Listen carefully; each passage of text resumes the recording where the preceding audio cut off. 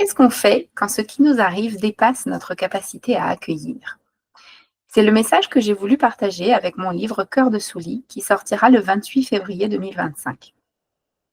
Il se trouve que samedi dernier, j'ai vécu quelque chose qui illustre parfaitement cette question. Alors j'ai eu envie de faire quelques vidéos de cette aventure pour vous montrer comment les outils mis en avant dans le livre peuvent nous aider dans notre vie quotidienne. Les images qui suivent ont été enregistrées 2 jours après un événement qui m'a un peu traumatisée. Alors, c'est encore un peu à chaud, mais j'ai trouvé que c'était une bonne occasion pour aborder ensemble ce qui se passe à l'intérieur de nous pour nous protéger quand ça va pas du tout. En gros, quand je n'arrive pas à voir ce qui fait trop mal à l'intérieur, mon cerveau fait en sorte que je regarde ailleurs. Ce n'est pas un choix conscient, ça se fait tout seul. C'est ce qu'on appelle des mécanismes de compensation. Dans la vidéo d'aujourd'hui, je vous explique encore un peu à chaud ce que j'ai mis en place toute seule pour prendre soin de moi. C'est mon kit de premier secours. Et dans une autre vidéo, je partagerai avec vous des extraits d'une séance de myosthésie que j'ai reçue suite à cet événement, ce qui m'a permis d'aller complètement mieux. Et donc aujourd'hui, tout va bien. Voilà, donc j'en profite pour vous inviter à vous abonner à ma chaîne si vous voulez suivre toutes mes aventures autour de la sortie de ce livre. Et je vous souhaite un bon visionnage. Ce qui s'est passé samedi, c'est que j'allais au restaurant avec, 2 autres personnes et ces autres personnes voulaient aller à l'étage du restaurant. Pour y accéder, il y avait un petit escalier et moi je suivais le groupe et quand je me suis engagée dans l'escalier, je me suis fait interpeller par la chef de salle qui m'a dit: «Pourquoi est-ce que vous montez? Non, non, non, bougez pas, ça va pas». Et donc elle se faufile, pour, passer voir, ce qui se passait, à l'étage supérieur, qui nous avait autorisés à monter. Apparemment, c'était important pour elle de pouvoir gérer son travail. Bref, en attendant, je me retrouve, au bas de l'escalier et puis, bah, je n'ose plus monter. Hem et un monsieur se présente derrière moi et visiblement avait très envie de monter et était très pressé. Donc il me dit: «Je veux monter». Je dis: «Bah non, on peut pas monter». Il me dit une deuxième fois: «Je veux monter». Je dis: «Bah désolée, mais non». Et là, il commence à vouloir me pousser et j'ai eu un réflexe, heu,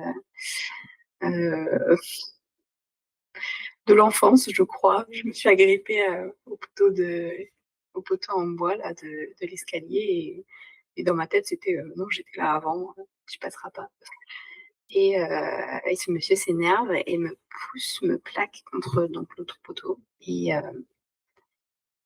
veut passer en force, mais ça passe pas parce il y va droit en fait. Il essaie pas de se faufiler comme ça en se mettant sur le côté. Il y va droit donc ça passe pas parce que je prends ma place et du coup, il force, il force et moi ça me plaque complètement contre le poteau qui avait une boule qui me rentre dans le dos. Ça m'a tué le dos. J'ai eu super mal et donc au bout d'un moment, il arrive à passer en force, hein, vraiment. Et moi, bon, première réaction, c'était de lui crier dessus qu'il était fou et qu'il venait de me faire super mal et que c'était quoi son problème.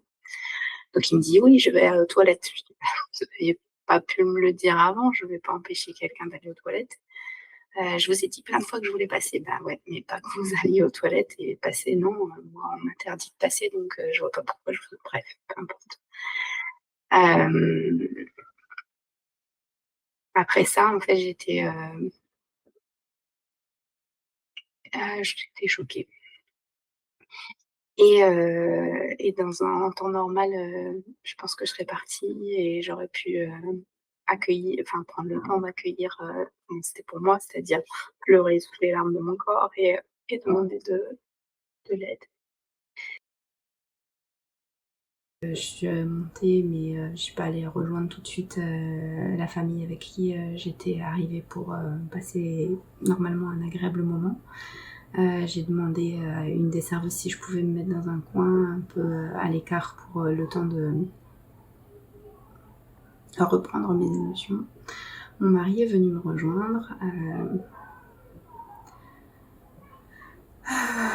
prendre soin de moi Et donc je laisse couler quelques larmes, j'essaie de reprendre mes esprits, mais ça allait pas dans le bon sens en fait, ça commençait à s'emballer. Le monsieur, au bout d'un moment, est sorti des toilettes, donc j'ai dit c'est lui, et du coup il est venu nous voir. Je ne sais pas si c'est la présence de mon mari, mais tout d'un coup ce monsieur était très gentil. Il dit mais oui, mais je devais aller aux toilettes, c'était une urgence.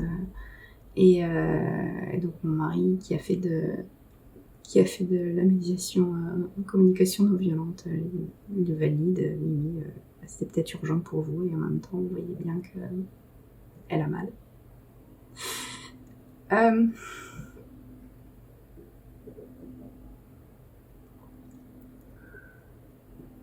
Donc ça l'a apaisé en fait, et ça du coup voilà, il a présenté ses excuses, ce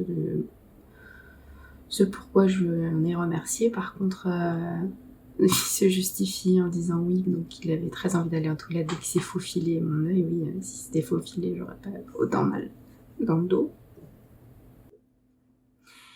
Et ce dont je voulais vous parler, c'est surtout de la suite en fait. Qu'est-ce qu'on fait avec ça après en fait. Donc j'ai pas de solution miraculeuse et universelle. J'ai ma solution, j'ai ce que moi j'ai fait. C'est certainement perfectible, mais de mon parcours, de ce que j'ai appris, ce qui aide à passer, c'est de rester présente à ce qui se joue en fait. Et ça a été une lutte en fait toute la journée de samedi, parce que déjà c'était un événement familial, donc j'ai dû faire bonne figure autant que possible jusqu'à la fin du repas. Mais dès qu'il y avait un silence, je revoyais en flash ce qui venait de se passer, les larmes qui commençaient à couler, donc c'était vraiment pas... J'ai bataillé avec moi-même pour... C'était pas le moment.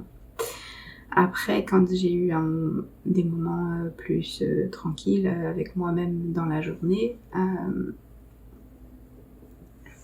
à ce moment-là, j'y arrivais pas. Ça dépassait ma capacité à accueillir. Je trouvais plein de choses à faire, plein de choses à penser, je mettais la musique, je m'occupais, je faisais à manger, tout me passait en fait. Et donc n'ayant pas réussi, la nuit a été compliquée, vers 2-3 heures du matin, que ça faisait une bonne heure que je dormais pas, et j'étais vraiment pas bien. Donc je me suis levée, et puis j'ai dit ok, donc qu'est-ce qui se passe? Je fais un scan à l'intérieur, j'avais une envie de vomir étrange. Donc, au début je pensais que je réfléchissais à savoir ce que j'avais mangé la veille au soir, mais après je me suis dit non, c'est émotionnel, c'est ce qui s'est passé. Donc ton envie de vomir, tu vas aller l'accueillir. Je suis restée avec les sensations physiques.